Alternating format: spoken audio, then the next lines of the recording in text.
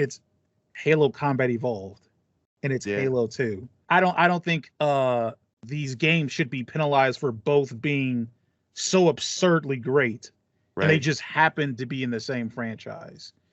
I mean, Halo's the reason why Sony said, "Hey, we got to go get our own Halo. Let's make Killzone. It sucks. Let's go make it." Right. Right. Hello and welcome to level 94 of the Thoughts and Players podcast, the gaming podcast with bold takes and no strings attached. I am Jeremy, here with my two compadres. Of course, I have David.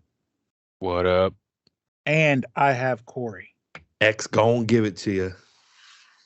Yeah. R.I.P. Give me what? I actually don't know. I don't know the rest of the lyrics. That's the only part I know. You know what he's going to give you? Maybe we'll find out.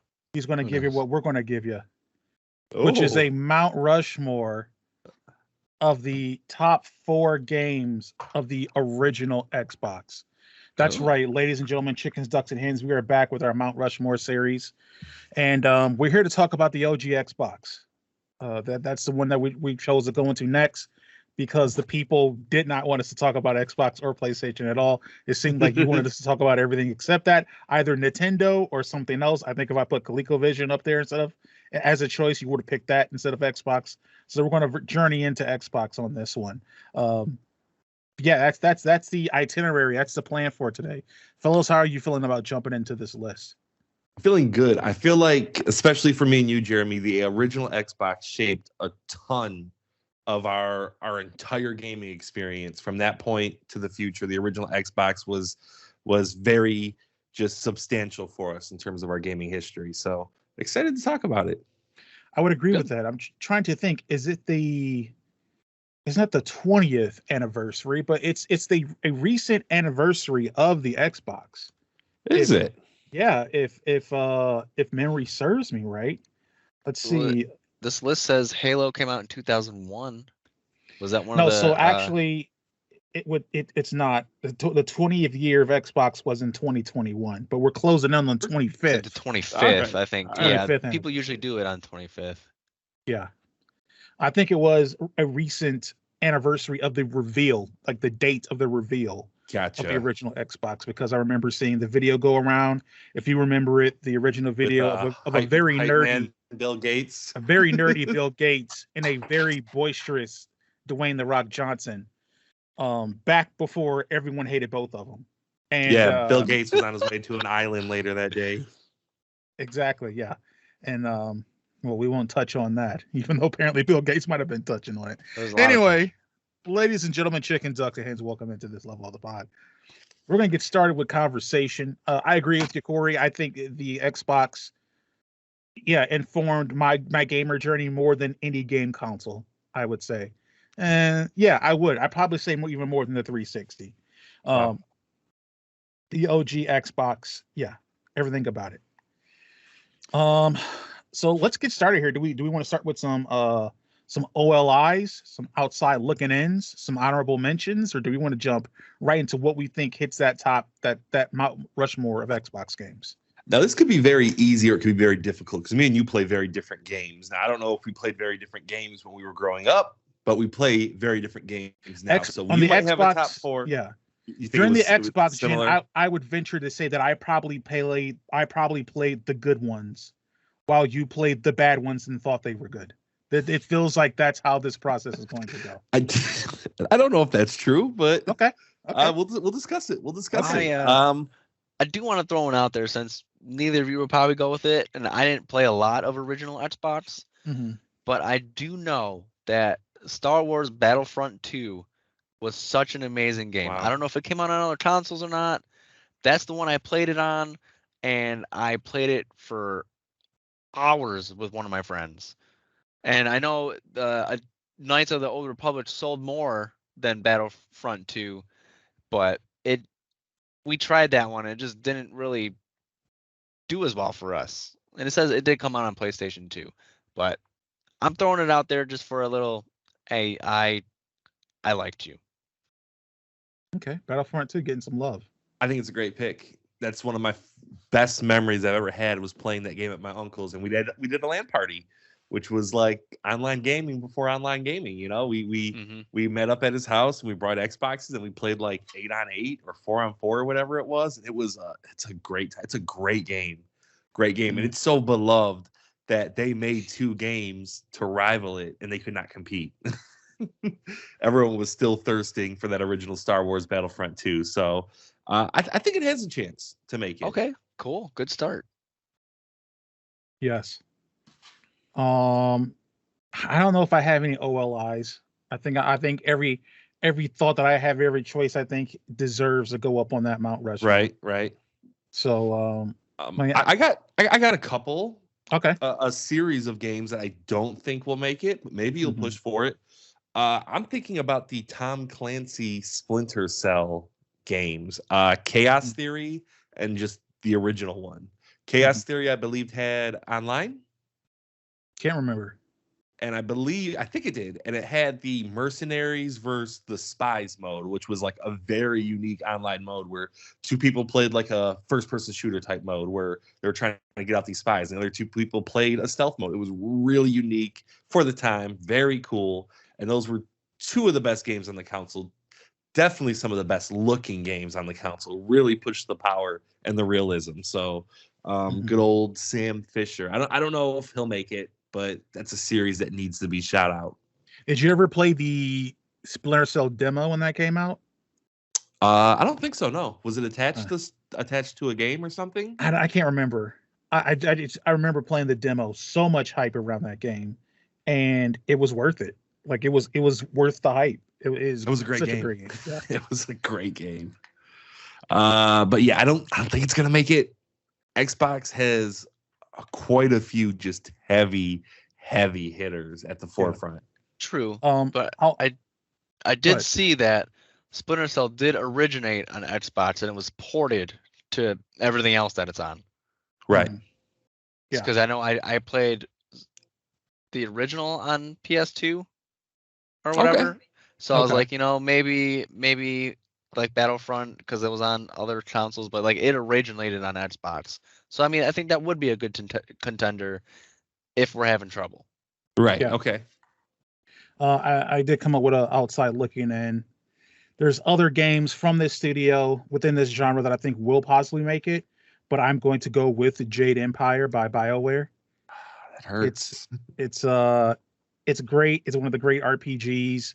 That whole use of like using different styles and different things like that, like, and obviously the RPG aspects, ancient China, the whole vibe is great. But yeah, Jade Empire, great game. I don't know if it'll crack the top 4 though. I have my suspicions it won't. All right, let's get the no-brainer, a no-brainer duo out of the way. And I just want to like talk it out, see how you guys feel. Now, a lot of times with these Mount Rushmores, we put the best game in a series on the Mount Rushmore, even if there's a couple games that are excellent, right? Right. I see where you're going with this. Yeah. So we got Halo and Halo 2. 2 of the biggest dogs gaming games that ever came out, especially for Xbox, helped launch the Xbox into superstardom. For me, Halo is excellent campaign. You know, playing with my buddy, playing with my brother, doing that campaign on Legendary and going through it, and it had great multiplayer as well. But like it was local, it was LAN, and then you have Halo 2, which is the behemoth in the online gaming section. It's the first game I remember. I probably put I was David back then, thousands of hours into the same game for like 3 or 4 summers. It took over my life. So what do we do about that? Do we just chalk it up as they're separate enough to where both of them make Mount Rushmore? No, I don't think so, because we should really try to get out of just not genre, but like series, because yeah, they both did really well and they are quite different, mostly because online wasn't really a thing yet when the first Halo came out. But I feel like if it was, that would have been the same as what Halo 2 was. It just wasn't there yet. So I think we should put one or the other, and I think Halo 2 should go up. mostly because that's when I started really hearing about it, at school and stuff, and it almost doubled the sales of the first one. Interesting. I'm good with either one. I really am. I love both. Both of them on my top 50 of all times are right next to each other. Whatever. I don't know which one's higher right now, but they are literally, to me, just the perfect 1 and 2. One for the single player campaign I loved, and the other one for the multiplayer and those maps. So, Jeremy, what's your opinion on 2, 1, none of them? My opinion is that maybe we need to figure out. I am leaning more towards the opinion of putting the both on there. Because it's Halo Combat Evolved, and it's Halo 2. Yeah. Like they're part of the it's I don't think these games should be penalized for both being so absurdly great. Right. And they just happen to be in the same franchise.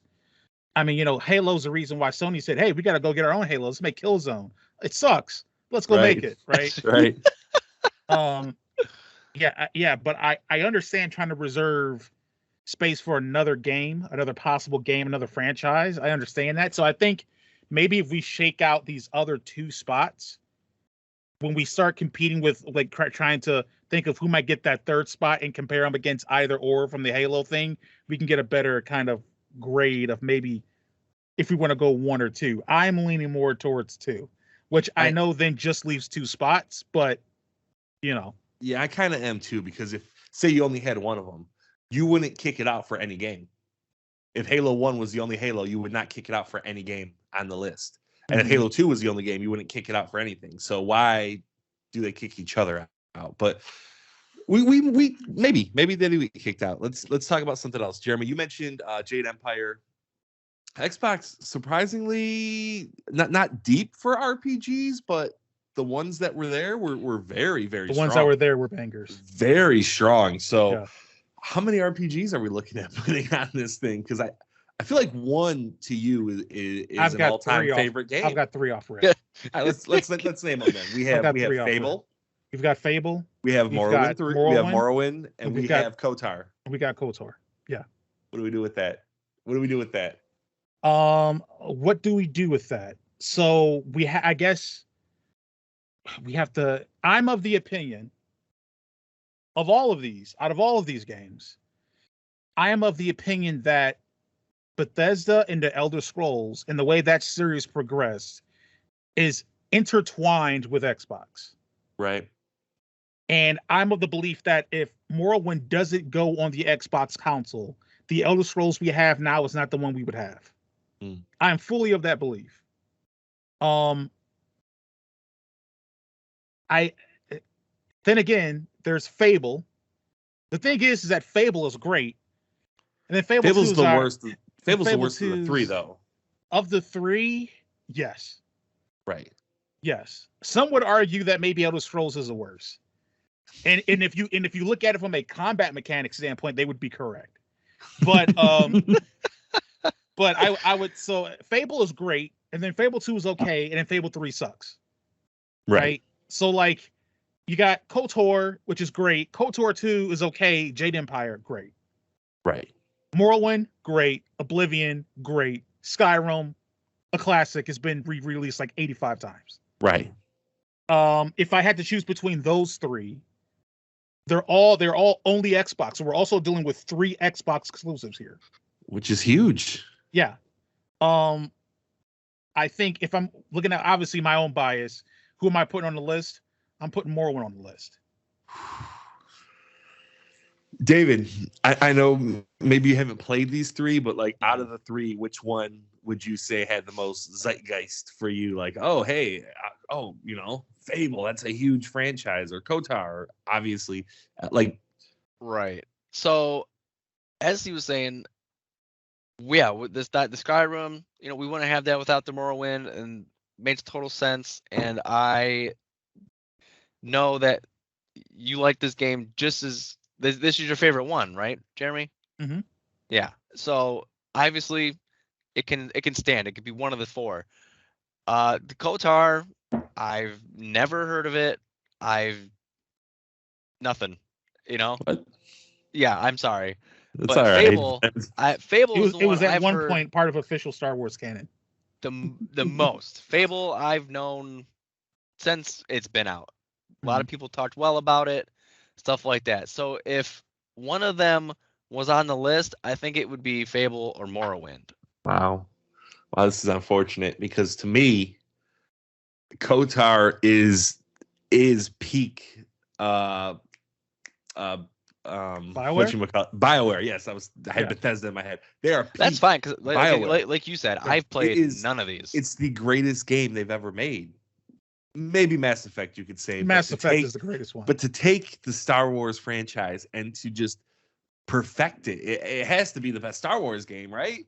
Like it's so good. And it was almost, I'm sure I'm wrong. It's an acronym? Knights of the Old Republic. Oh my God. Then you have heard of that. I have heard of it. So, I mean, it doesn't change much. I do know that a lot of people did play that game. I mean, I feel like now it's just up in the air. It's up to you guys, really. Like, I'll accept any of the three, but I don't think I'll accept two, maybe. Maybe I will. It was one of the first ones to have the good and bad alignment, I feel like. Playing off the light side and a game that had you deal with consequences of morality. Yeah. Playing off the light and the dark. One of the greatest twists in all of video games, story-wise. Great One twist. of the greatest. Combat was fun. Just it was a great game. It's very tough. All three could make it. Not to kind of like. I think Morrowind's the one left out here. Oblivion, in my opinion, is far superior game, and it was just as big of a launch title not a launch title, but it was just as big of a launch for Xbox. It was exclusive on Xbox when it came out for a little while. For the 360, it feels like that looking into the future should be on the 360 list. And Morrowind, while the freedom was amazing, it feel like it had some issues, especially the combat. I remember going to my buddy's house and he was like, "Hey, I killed this guy," and that was amazing. He just took his house, and then I saw him fight combat, and it was swinging the sword nonstop, and every so often you'd get a hit. It wasn't great, but Jeremy, I know it's like your favorite game, and me and David got Tiny Toons on a list. So like, what can we really say? Yeah, I would if we're arguing which one of these three is the most Xbox, it's Fable. Yeah. Fable's the most Xbox. Yeah. Yeah. And I loved it. I loved Fable. It was a great game. So it was like a fairy tale come to life, the great British humor and stylings, and it was a great game. Terrible end boss battle, but it was a great game. I petitioned for Morrowind. I think that's in this Mount Rushmore. But I mean, we can look back at all these games have some kind of, in hindsight, design shortcomings that I think puts a little bit of a sour, facade on top of it to some extent. But I would say that I look at Morrowind as being most integral to Xbox and to Bethesda in that series as a whole. I have a feeling that if those other games were on other consoles, they would have progressed exactly the same. I think Elder Scrolls progressed differently because it was on Xbox, because Xbox was able to get the hardcore RPG fans to follow and buy into it. And that's why RPGs of that ilk, Western RPGs, did so well on the Xbox. Yeah. How much did Morrowind sell, David? I feel like you're a big sell guy. Oh, it couldn't have sold much. Let's see. Morrowind is 1.36 million. That's pretty good for back then. Oh yeah, for a game really like that. For a game like that, yeah. Coming off of Daggerfell, you know what Daggerfell is? Yeah, the one with all the regions. Or no, that's Arena. Is that Arena or is that Daggerfall? Might be Daggerfall. Hold on. One of them has all the regions, and that sounded really cool. Fable sold 3 million, if that matters. I mean, it's twice as good, apparently. While Jeremy's looking that up, I want to bring up two other games. One I did not play, but I know it's just considered one of the greatest action games of all time, Ninja Gaiden, which I also believe was an Xbox exclusive, which would feel like it should make this list.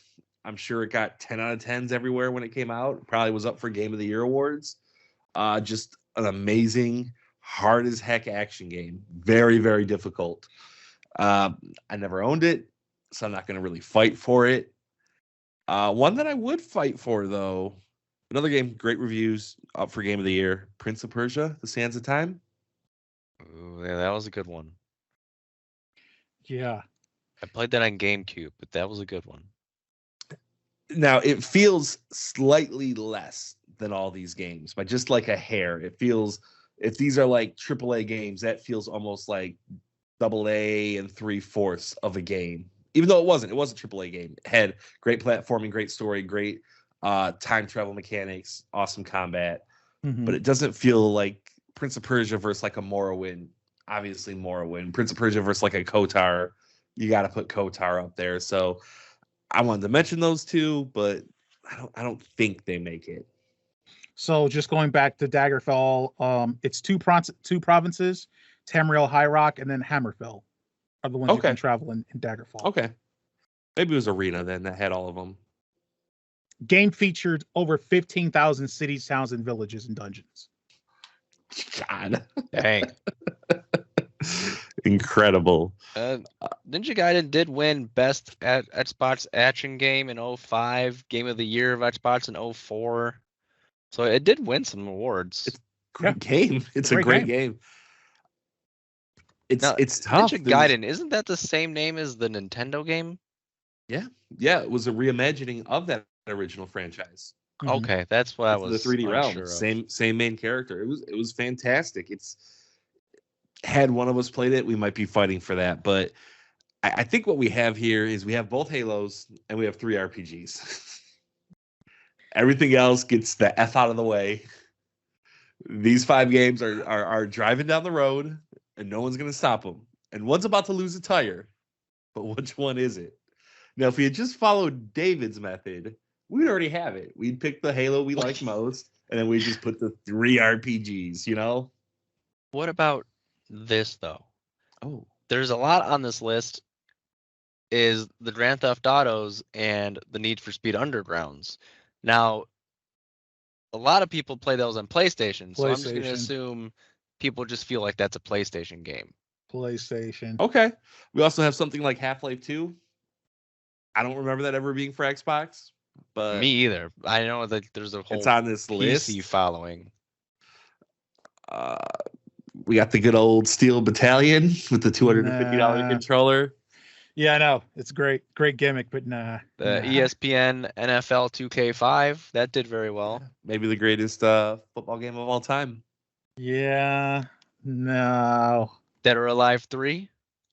Get that out of here.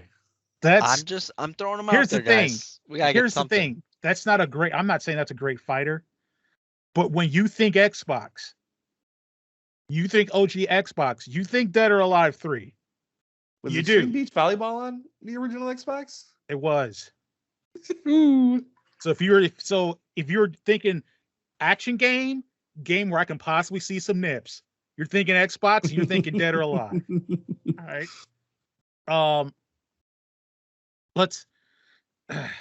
It's hard. Those RPGs are hanging up everything. Mm-hmm. It's tough. I mean, I can't imagine a list. I can't imagine a list without KOTOR. Here's what I'll say though. Okay, and this is me putting my bias aside, right? Part of what we're talking about is impacted, I think, not only for games, but I think also the gaming community, the gaming community at large.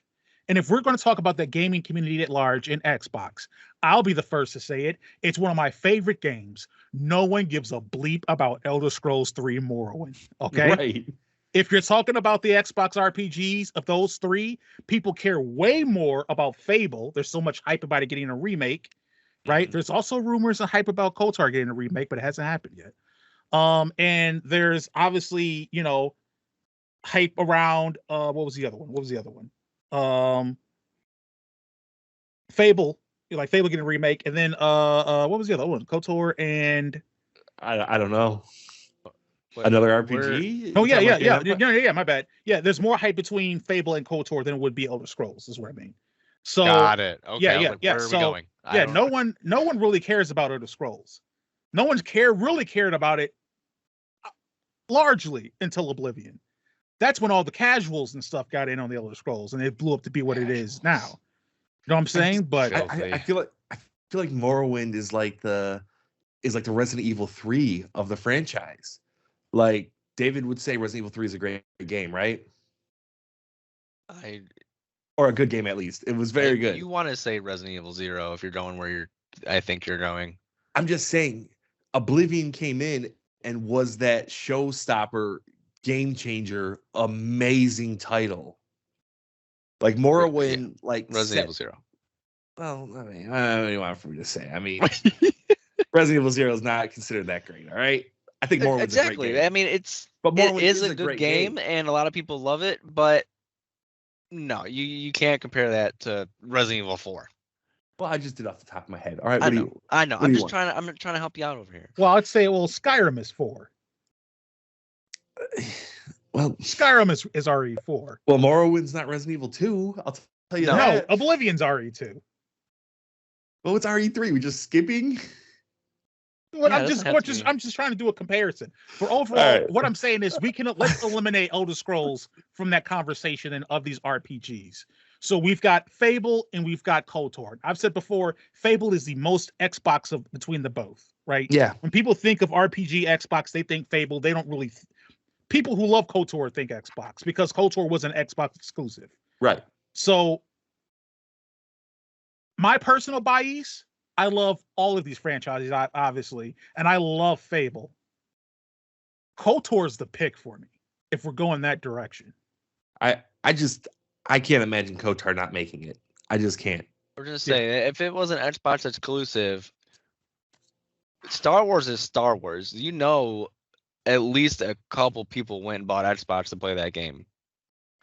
Yeah, I would say a couple, 4 or 5 at least. At least. I mean, it's like Jeremy. Someone said like it was canon, right? Like at one point, it was Star Wars canon. I think the Game of Thrones guys were going to do that movie as their movie when they had a Star Wars title. Oh, like, it's very big. It's very big. Great. I don't know. Took care of Game of Thrones first. They should have. They rushed it and they got fired from Star Wars for doing it. Yep. Good on them. Yeah. To me, I feel like KOTOR has to make it. Yeah. I agree. I can get down with that. All right. So that's the first one on our Mount Rushmore. First one. KOTOR. Yeah. 30 minutes in. All right. We got this. Hey, we're getting somewhere. That's what matters. Well, we've either got one spot open or 2 spots open, right? That's right. I mean, we've got progress here. Now, you mentioned it before, Corey, and I know we kind of said if we had more experience with it, but I remember briefly playing it.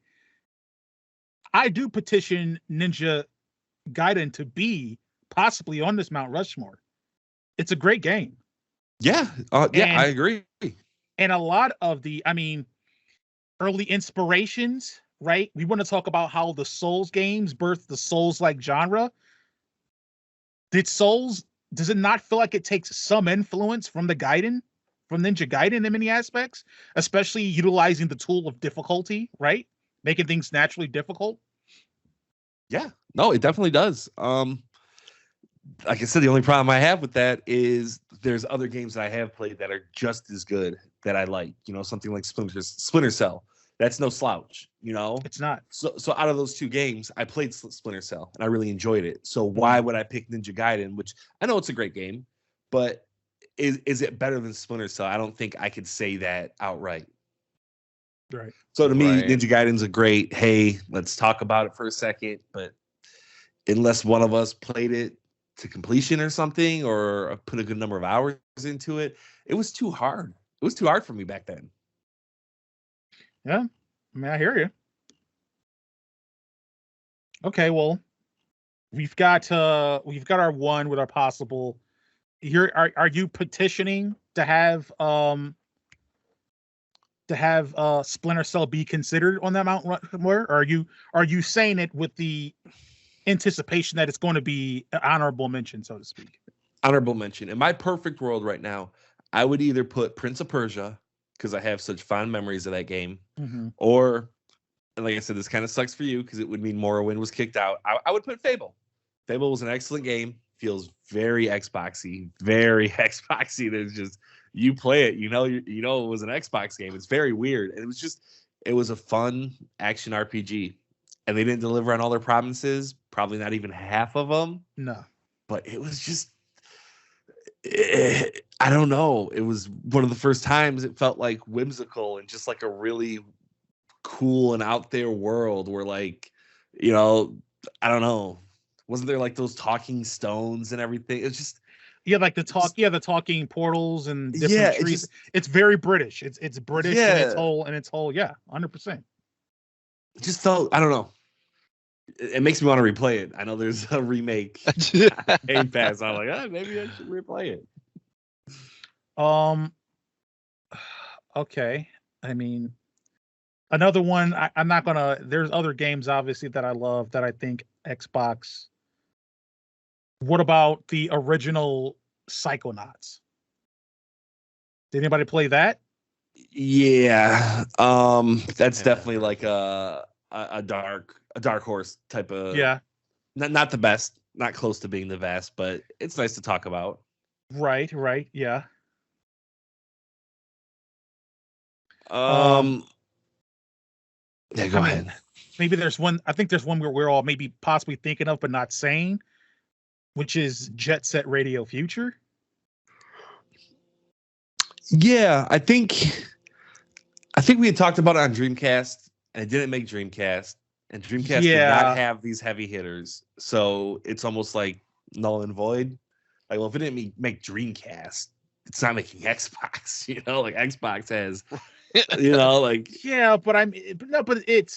But it was a great like improvement on the original. And if I'm remembering that came out Xbox Arcade, that like completely like blew up the whole online gaming aspects of the Xbox and different things like that. Oh, did it have online? I thought, isn't Jet Set Radio Future the one that came out online? Or am I thinking of a different one? I got Jet Set Radio Future in a bundle with Sega GT. It was on disc for me. So. Okay, got you. Okay, yeah. What about I just thought of this one. Leisure Suit Larry. Yeah, why not? I just remember, funny. I'm like, wait a minute. I know I played some weird, naughty, quote unquote game. What was that? I had to look it up. Yeah. Never heard of Kotar, but he knows Leisure Suit Larry. I never heard of Kotar. Okay. Gotta keep an eye out for those. Well, it sounds like the more we're talking through this, the more we're going to end up with 2 Halos. That's the impression I'm getting. Which is perfectly fine. It's deserved. Let's book it. I mean, like I said, we already talked about it a little bit. Halo 1, Halo 2. Halo Combat Evolved, Halo 2, KOTOR. Chisel 'em. Yeah. I mean, what else we got? Here's the thing, though, and I think, David, you mentioned it earlier. Understand that it's on both consoles, or it's on the other consoles. Understand that maybe more people played it on the PlayStation 2. But if you wanted to or did experience GTA San Andreas in its full glory, you played it on the Xbox. No. You played it on the Xbox. That is a PlayStation game. I don't think so. So much disrespect to the PlayStation. I don't think so, man. You know what I think is a PlayStation game? GTA 3. GTA 3 is a PlayStation game. Fair. Okay. And you can maybe make the argument that Vice City is a PlayStation game. San Andreas? I don't know, man. By that time, Xbox had pushed enough units. Its market size was respectable. And when that game came out, people that were buzzing, I mean, everyone was buzzing about it, but come on, man, you could buy GTA San Andreas, pop it in and start playing it. You didn't even have to think about a memory card, right? 50,000 plus blocks always available on your Xbox. Could you have your own music on there? Your own music on the station? Oh, yeah. All right, I need you to look up something for me, David. Yeah, what? Because I could agree to this. Did San Andreas come out the same time as the PlayStation 1, PlayStation 2 version? Did they come out at the same time? Yeah, did they have the same release date? I see what you're saying. Because you cannot tell me it's a Xbox game if it came out first on PlayStation 2. Let's see. Release was 26th of October, 2004. So let's see here. What's funny is on Wikipedia it says the platforms is PS2, even though it's on the Xbox list. So that's not like a symbol. I don't think San Andreas a sign came rather. out. I don't know what that is, counting Grand Theft Auto 3 and Vice City had more than double the sellings of Grand Theft Auto. Well, not just a little less than double. Yeah, I don't know. I don't know. I feel GTA is really PlayStation-y. Yeah, I think maybe like GTA 4, you could say that was Xbox 360. I don't know. I don't know. That feels a little biased. You're giving the worst one to Xbox. Well, and GTA 5. I feel like that was 360. If you can believe that. Yeah. Okay. Okay. I can see that. What would you put you would put Morrowind in 4, right? On the list. For my list, I would probably have Morrowind as fourth, I think. And David, for you would do Star Wars Battlefront 2, or is that too much Star Wars? Is that too much multiplayer? No, that kind of be like the same thing because KOTOR, as you guys call it, and Battlefront 2 are kind of different games. Yes, those are two completely different. But I'm saying so that's like saying the Halo 1 and 2. They're happen to be the same. I'm just saying we already have a Star Wars representation, and then even if you take the multiplayer aspect, like Halo 2 covers that tenfold. I know they're different versions of the multiplayer, but we could have Halo 1, 2, then Star Wars. But I do feel like that's a lot of sci-fi for the Xbox. Yeah, should be there. It does feel like Fable should be there, right? It does feel like that. Yeah, it feels most Xbox. I beat the game. I remember beating the game, but was it a good game? I can't remember. I can't remember if it was a good game or if it was a good Xbox game. It is. It's just not as good as you remember it, but it is good. Right. Like I feel like Fable suffers from that. A lot of games do, though. Morrowind is a better game. KOTOR is a better game. Jade Empire is a better game. Splinter Cell, Ninja Gaiden, Battlefront 2. Like they're all better games. Ninja Gaiden won Game of the Year. Just saying.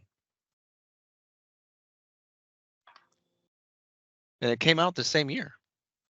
As Fable? Yeah. Ninja Gaiden came out in March. Fable came out in September. I'm telling you, Ninja Gaiden's a beast. Now, yeah, I would be comfortable with that on there. If you want to put Fable up on there, I would be comfortable with that. Because again, I think it's also like what feels just the most Xboxy.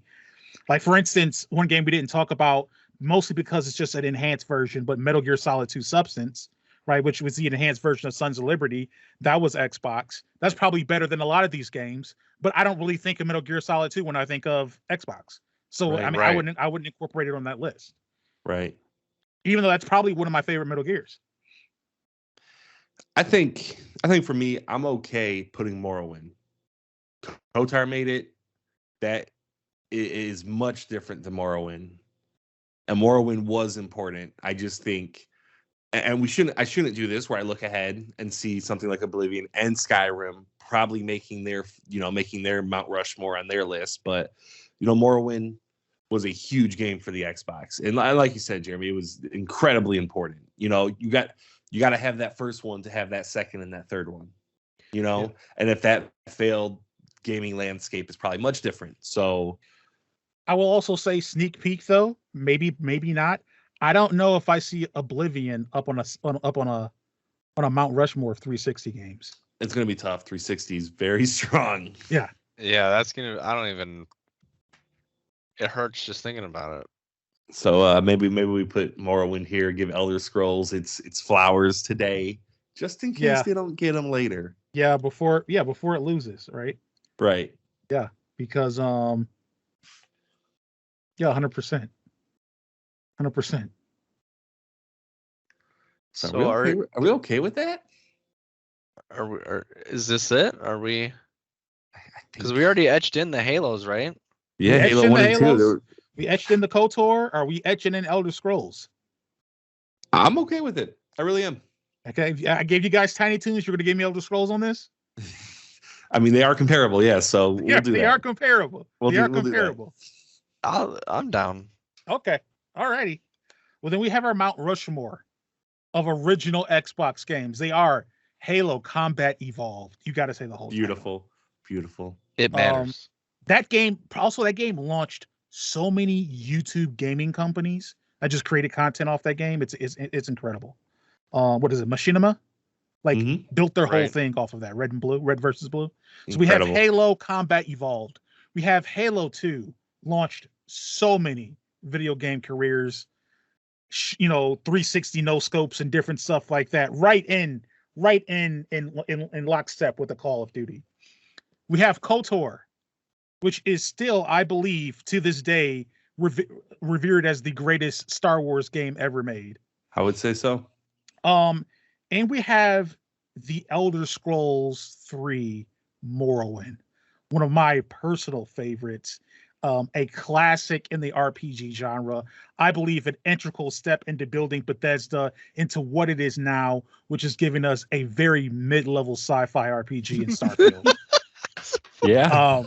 Thank God for that. Thank God for that. My God. But we got Oblivion and Skyrim in the interim. Remember that line by I believe it was Patrick Stewart that voiced the Emperor in Oblivion. Yes. When you meet him in prison, because that's a theme in Elder Scrolls, you meet everyone in prison. When you meet him in prison, and he's telling you, "I see you in my dream," and he tells you it's up to you to close shut the jaws of Oblivion. That's what we're doing. But except we're in Morrowind. We got to go to the Red Mountain and kill Dagoth and that guy. He's crazy. So anyway, that's our 4 for the Mount Rushmore of original Xbox games. I think if anyone walked into our houses and said, "Hey, here's 4 games in an Xbox," Corey, I think you would be ecstatic. I think I would be absolutely over the moon.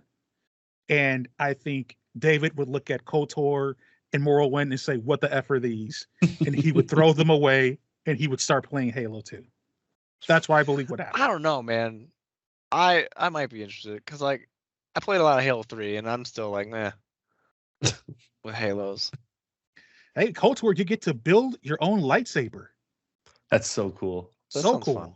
Yeah. And it's such a slow burn to become a Jedi in that game. Like it takes like 15 hours, I feel like. You got to earn it.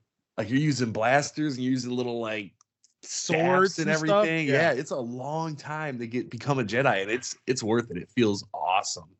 Yeah. And Bastila.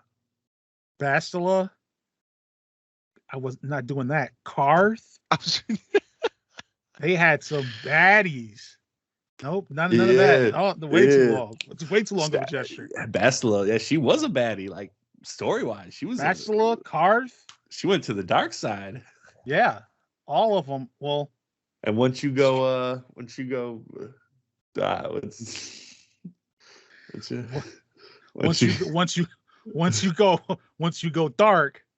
you stuck over there. That's the phrase. Yeah, of course. We're near the end of the episode, which means we've reached the final thoughts section where we can make a final thought about anything that's related or unrelated to this podcast episode. So, who would like to offer their final thought first? I have a question. Yeah. That I've asked a few people. I'd like your opinion. So my dog had eye surgery like a few weeks ago. He's fine, but he had a cone, right? And like after a couple of days, he got used to it. But to him, he never knew if the cone was ever going to come off, right? Because he's a dog. He doesn't understand that. Right. Like, he just must have thought, like, this is my new world. You know, he has the cone in his peripheral vision. Like, there's nothing's ever going to change. What's the human equivalent of that? Like obviously, if we knew, it wouldn't be that same case. But is there any right? Is there any human equivalent to this is my new normal now? But it might not be. We just is it like the afterlife? Like, we're all here for 70 years. We're like, oh yeah, but no, this is our dog cone. And then we die, and then we're like, deep. oh wow, this is very deep. Wow. I thought I was going to live in this body in this life my whole that was it. No. Take the cone off. I don't know. It's interesting to me because you're just extremely hot. What? Oh, give you existential angst. It's a very interesting way to end the podcast level. Just to give you existential angst. But it was just a question I had, and my buddy was like, yeah, every time you leave the house, he doesn't know if you're ever going to come back. Like, oh, that's an easier one.